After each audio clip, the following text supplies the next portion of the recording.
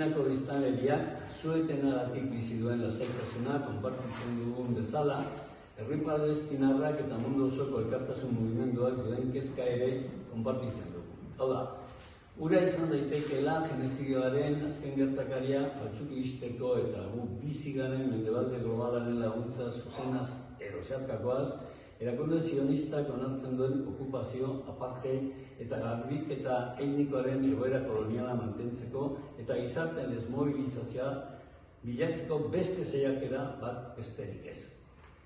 Nazio Batuen erakundeko 25 errelatore independientek baino gehiago adierazi duten bezala, edozein bake planek nazioarteko zuzenbidea errespetatu behar du, autodeterminaziorako eta kontuak emateko eskubidearekin hasita.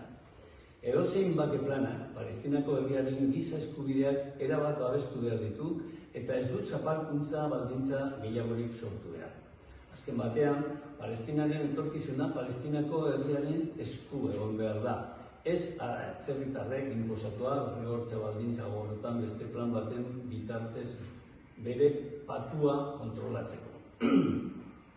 Euskal Herriko herritarrek eta bertako gizarte erakunde elkartasunaren eredu bat izan dira eta masiboki eskatu dute gure erakundeek eta enpresek Israelekin mota guztietako harremanak amai ditzaten, errudunak epaitu eta zigor ditzaten eta biktimentzako erreparazio bideak ezar ditzaten.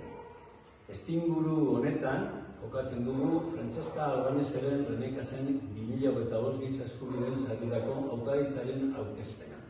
Ekimena, Zearen Lagunen Elkarteak, Pacto Indignidad Malek eta GDZ Euskal Herriak batera proposatu dugu, Francesca Albaneseren izenean, 1977tik okupatutako lurralde palestinarren giza eskubideen egoerari buruzko Nazio Batuen errelatoretza berezia betetzen duen lehen emakumea dena, gehiegi luzatu den isiltasunaren erdian altxatu diren ahots guztiak aitortzeko. Berez, alaketa irmo eta zorrotzak, bereziki herri palestinarraren egungo genozidioarekin kolaboratzen dutenenak, justifikazinak diren mehatxu eta zigor mota guztiak ekarri dizkio. Bere figurak, hemen gauden erakundek bezala, zapalkuntza kolonial oro argudiatzen dugunak irudikatzen ditu. Izan Palestinan, Mendebaldeko Saharan, Latinoamerikan, edo munduko beste edozein lekutan. Sakonki errespetatzen dugun sariaren epaimaiko ebazpena zein izango den alde batera utzita, uste dugu dagoeneko hautagaitzak aparteko emaitza lortu duela. 118 erakundeen, horietako batzuk beste asko biltzen dituzte, eta 1.200 pertsona baino gehiagoren abala jaso baitu. Horrexegatik, uste dugu beharrezkoa dela publikoki eskerrak ematea eta batera edo bestera ekimen hau babestu duten guztiei.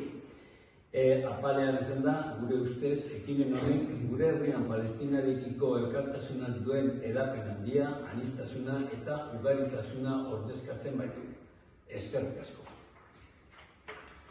En los últimos días hemos compartido el alivio de la población palestina por el alto al fuego en Gaza. Al tiempo que compartimos también la inquietud del pueblo palestino y del conjunto de la solidaridad internacional por lo que parece ser un intento de cerrar en falso este episodio del genocidio. Buscar la desmovilización social y mantener la situación colonial de ocupación, apartheid y limpieza étnica que impone el ente sionista con la colaboración directa o indirecta del occidente global en que nos situamos. Tal y como han señalado más de 25 relatores y relatoras independientes de la ONU, cualquier plan de paz debe respetar el derecho internacional, empezando por el derecho a la autodeterminación y la rendición de cuentas. Cualquier plan de paz debe salvaguardar absolutamente los derechos humanos del pueblo palestino y no crear más condiciones de opresión. En definitiva, el futuro palestino debe estar en manos del pueblo palestino, no impuesto por extranjeros en condiciones extremas de coacción en otro plan para controlar su destino. La ciudadanía de Euskal Herria y sus organizaciones sociales han dado un ejemplo de solidaridad y reclamando masivamente que nuestras instituciones y empresas pongan fin a todo tipo de relaciones con Israel. se juzgue y castigue a los culpables y se establezcan vías de reparación para las víctimas.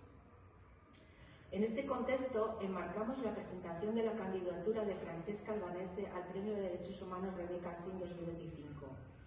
La iniciativa, propuesta conjuntamente por la Asociación de Amigos y Amigas de la RAS, Paz con Dignidad, OMAL y BDZ Euskal Herria, pretende reconocer en la persona de Francesca Albanese, primera mujer en ocupar la Relatoría Especial de Naciones Unidas sobre la situación de los derechos humanos en los territorios palestinos ocupados desde 1967, a todas las voces que se han alzado en medio de un silencio que ha durado demasiado.